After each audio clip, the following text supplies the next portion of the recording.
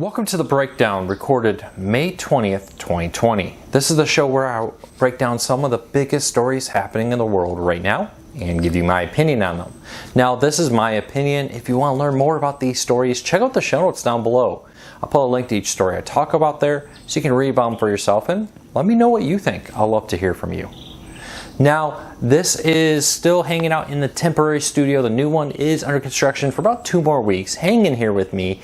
As maybe the sound and audio may not be the best, but I'm very excited for what's to come next. Also, last week I know we didn't have a traditional breakdown episode, but I did post a video of my cross-country trip. I drove from Texas up to Michigan and back during the whole virus situation. What was it like? I tell you, a lot of states are handling this very different, a lot of different rules, and some states wide open, some states very locked down. But if you want to check out that video, link in the show notes down below for that video. Also tomorrow, May 21st at 8 p.m. Eastern, Thursday, I am going to go live for another live show, so join us. We're going to chat about some fun stuff. Let's have a great two-way conversation. Get some big things we'll be working on. Some maybe announcements tomorrow. Join me, 8 p.m. Eastern, May 21st, right here. But let's get into it, because a lot has happened in the last week. Starting off with Amazon is reportedly in talks to buy JCPenney's, or at least part of JCPenney's. JCPenney's, the huge retail chain, it announced last week that it is going into bankruptcy, probably closing a bunch of stores. But Amazon has now jumped up and is rushing to try to expand its clothing lineup. JCPenney's has a lot of exclusive clothing lines, and it looks like Amazon wants to get in on that. No word yet, and if this means Amazon is interested in buying some of the stores, maybe similar to what they did with Whole Foods, and use them to expand the Amazon footprint into the physical retail space. But it definitely does look like Amazon is interested in maybe expanding its lineup. It could very possibly be that JCPenney sells some of its lineups, but continues to hold on to its stores and hold on its identity separate from Amazon. Very similar to how Sears recently sold their tool line, but did not sell the stores and other items when they sold the tool line. I don't know, this is interesting. Amazon definitely wants to get into more clothing. With everything happening in the world, we're buying a lot more online. Clothing has been something Amazon's been pushing heavily lately, but doesn't necessarily have the exclusive line of clothes or maybe some of the better deals that some stores like at JCPenney's would have because of their long relationship in the clothing industry. As Americans in many areas struggle to get in to buy clothing, especially name brand clothing, Amazon seems to want to be the answer to that. So let me know, would you like to see JCPenney sell to Amazon? Would you like to see the stores turn into Amazon locations? Is there a particular clothing line you would like to see Amazon pick up? You know, I usually do most of my clothes shopping in stores because I kind of like to try it on, because a medium in one shirt is not necessarily a medium in another brand. But I will say, once I find that shoe, for example, there's a couple pair of shoes I love. And my running shoes, for example, when they wear out, I'll just go on Amazon and rebuy the exact same brand and shoe because I know it already fits me. But I can't say I'm going to go on Amazon and buy a shoe without trying it on first. Though the Amazon wardrobe idea, where you pick 5 items, they ship them to you, and you can try them on, the return label's there. Whatever you don't return in 5 days, you get billed full price for. If you return the item, you're not billed, which is kind of an opportunity for you to go and try out different clothings and see if it fits you before you actually pay for it. Pretty cool idea. I wouldn't be surprised at all to see that expand. Let me know what you think of Amazon's efforts here. And if you buy clothes online, or are you like me and prefer most of it to be in person. All right, Chuck E. Cheese has a new name, at least on delivery services. If you've noticed, a new company called Pasqually's, I hope I'm saying that right, Pasquallys, is a new pizza and wing shop appearing on a lot of food delivery apps. But so if you get it, you may notice that the pizza actually comes in a Chuck E. Cheese box. It's because Chuck E. Cheese has discovered that most people aren't going to Grubhub or Uber Eats or wherever to get delivery from Chuck E. Cheese. I'll be honest, when I'm thinking pizza delivered, Chuck E. Cheese is not the place I'm thinking of.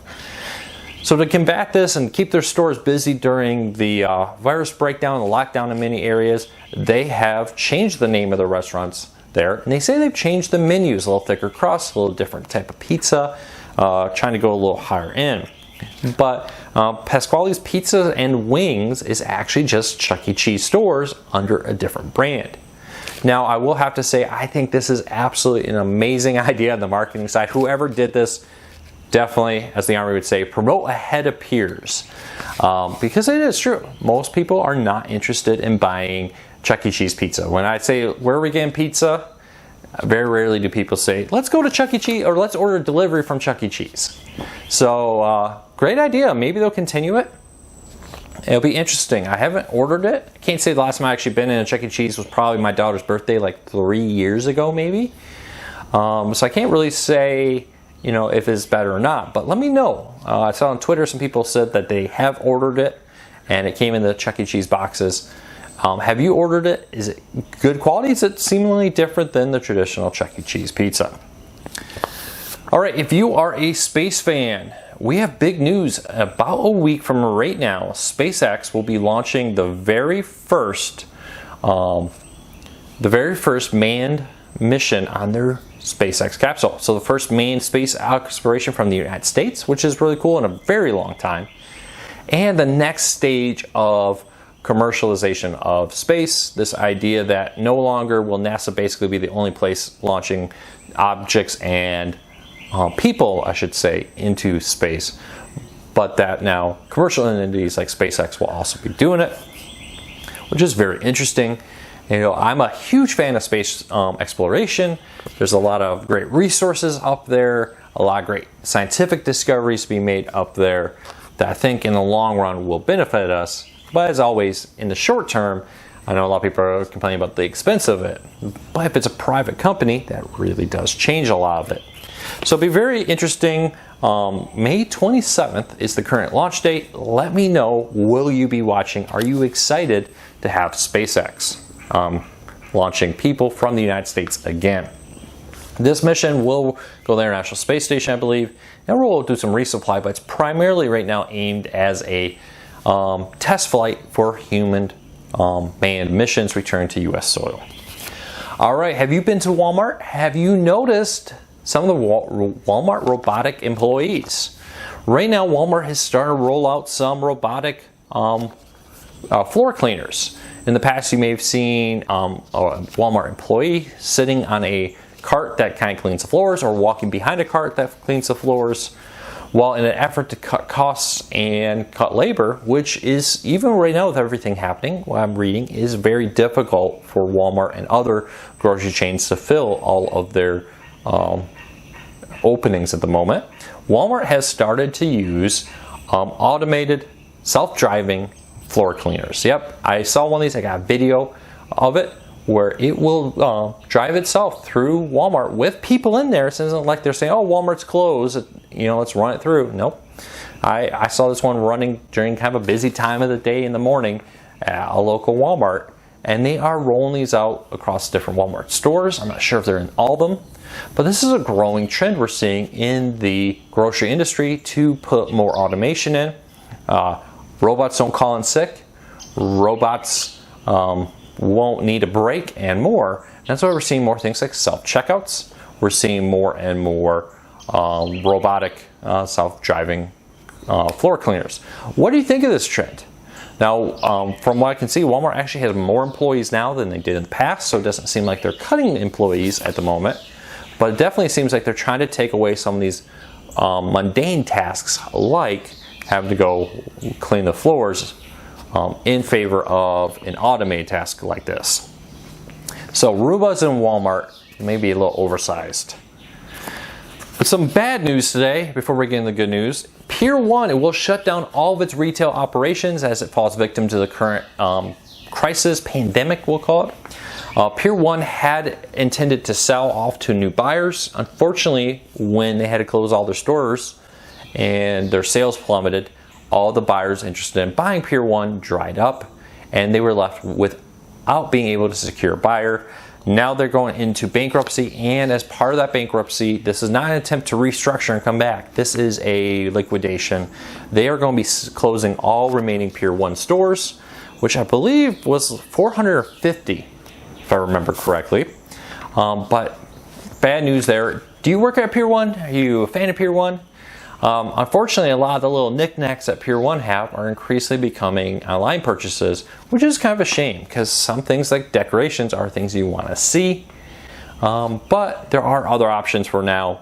We'll see how this all pans out. Unfortunately, I bet this will be the start of many more stores like this, going under. Pier 1 is a huge franchise. And you would have thought back in January that, hey, they're currently in trouble, but somebody's going to buy them, right? It's a great brand name. It's got still good amount of sales. A buyer coming in and taking care of better management could turn this all around. Well, it looks like that's not going to happen now because of the pandemic.